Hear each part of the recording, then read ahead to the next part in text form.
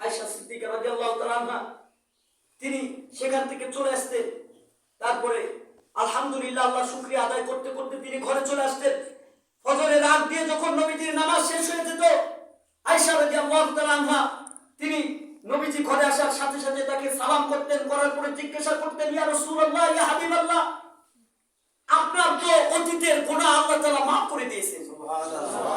আপনার তো ভবিষ্যতের গুনাহ আল্লাহ মাফ করে দিয়েছেন, আপনার বর্তমানের গুনাহ আল্লাহ মাফ করে দিয়েছেন। তারপরেও কেন আপনি এভাবে এত কষ্ট করে আপনি রাতের পর রাত ঘন্টার পর ঘন্টা আপনি নামাজে দাঁড়িয়ে থাকেন? আপনার তো কোনো গুনাহ নাই, আপনি কেন এইভাবে নামাজে দাঁড়ান, নামাজ পড়ে এত কষ্ট করে? আল্লাহর নবী সাল্লাল্লাহু আলাইহি ওয়াসাল্লাম বললেন, আয়েশা রে, তুমি তো মনে করেছো যে আমি কি তুমি যে ইবাদত করেছো এই ইবাদতের কোনেই তুমি জান্নাত পাবে। না না, শোনো, কিয়ামতের ময়দানে এক গ্লাস পানির বিনিময়ে 250 বছরের ইবাদত চলে যাবে। এক গ্লাস পানির বিনিময়ে কয় গ্লাস? এক গ্লাস। এক গ্লাস পানি যখন তোমার পানির তৃষ্ণা লাগবে, তোমার কলিজা ছিঁড়ে যেতে থাকবে, তোমার কণ্ঠনালী শুকিয়ে যাবে, পানি পানি করে যখন কাঁদতে থাকবে, তখন ফেরেশতারা একটা গ্লাস পানি নিয়ে চলে আসবে তোমার কাছে, বলতে থাকবে, কেউ আসো 250 বছরের ইবাদত দিয়ে এক গ্লাস পানি পান করবে। তখন একজন ব্যক্তি খুব পানির তৃষ্ণায় সে ওই এক গ্লাস পানি কিনে নেবে 250 বছরের ইবাদত দিয়ে। এরকম করে এক গ্লাস পানি খাওয়ার পরে তার তৃষ্ণা আরো বেড়ে যাবে। 500 বছর ইবাদত করেছিল একজন, 500 বছর। এইভাবে 250 বছর করে এক গ্লাস পানি খেয়ে তার তৃষ্ণা যায় না, সে আরো আরেক গ্লাস পানি খাওয়ার জন্য এইভাবে তার 500 বছর ইবাদত নষ্ট হয়ে যায় 2 গ্লাস পানির বিনিময়ে। তখন আয়েশাকে বললেন, আয়েশা রে, তুমি মনে করেছো যে এইটুকু ইবাদতের কারণে তুমি জান্নাত পাবে? না, এইটুকু ইবাদতের কারণে তুমি জান্নাত পাবে না।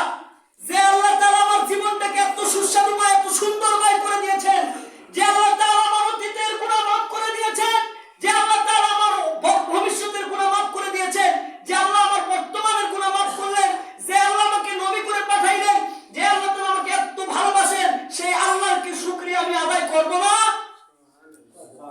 বিশ্বনবী এইভাবে যখন বলতে, আয়েশা সিদ্দিকা রাদিয়াল্লাহু তাআলা বিশ্বনবীর মুখের দিকে তাকাইতেন, আর তার চোখ দিয়ে দরদর করে পানি পড়তো।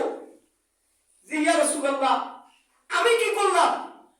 আপনি নবী, আপনি যেভাবে নামাজ পড়তেছেন, আপনার গুনাহ নাই, আপনি জান্নাতি, আপনি জান্নাত না যাওয়া পর্যন্ত কোনো ব্যক্তি জান্নাতে প্রবেশ করবে না।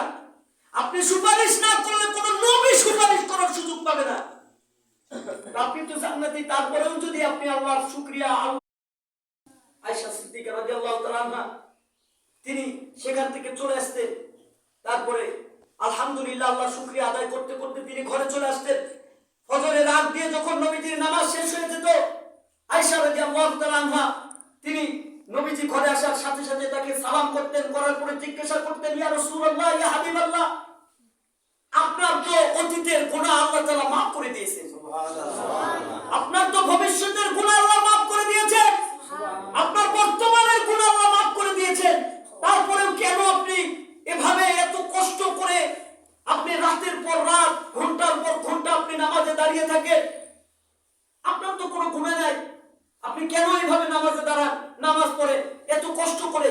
আল্লাহর নবী সাল্লাল্লাহু আলাইহি ওয়াসাল্লাম বললেন, আয়েশা রে, তুমি তো মনে করেছো যে আমি কি তুমি যে ইবাদত করেছো এই ইবাদতের কোনেই তুমি জান্নাত পাবে। না না, শোনো, কিয়ামতের ময়দানে এক গ্লাস পানির বিনিময়ে 250 বছরের ইবাদত চলে যাবে।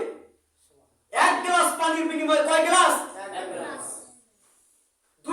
এক গ্লাস পানি যখন তোমার পানির তৃষ্ণা লাগবে, তোমার কলিজা ছিঁড়ে যেতে থাকবে, তোমার কণ্ঠনালী শুকিয়ে যাবে, পানি পানি করে যখন কাঁদতে থাকবে, তখন ফেরেশতারা একটা গ্লাস পানি নিয়ে চলে আসবে তোমার কাছে, বলতে থাকবে, কেউ আসো 250 বছরের ইবাদত দিয়ে এক গ্লাস পানি পান করবে।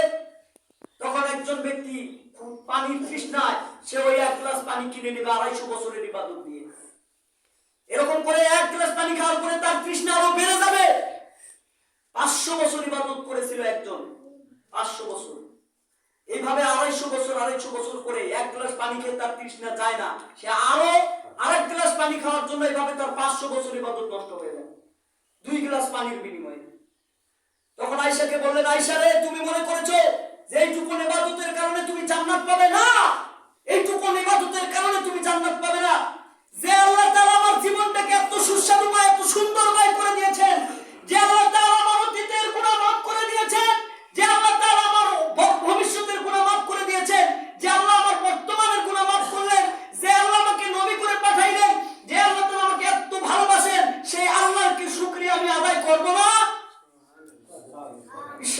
এভাবে যখন বলতে আয়েশা সিদ্দিকা রাদিয়াল্লাহু তাআলা বিশ্ব নবীর মুখের দিকে তাকাইতেন, আপনার চোখ দিয়ে দরদর করে পানি পড়তো।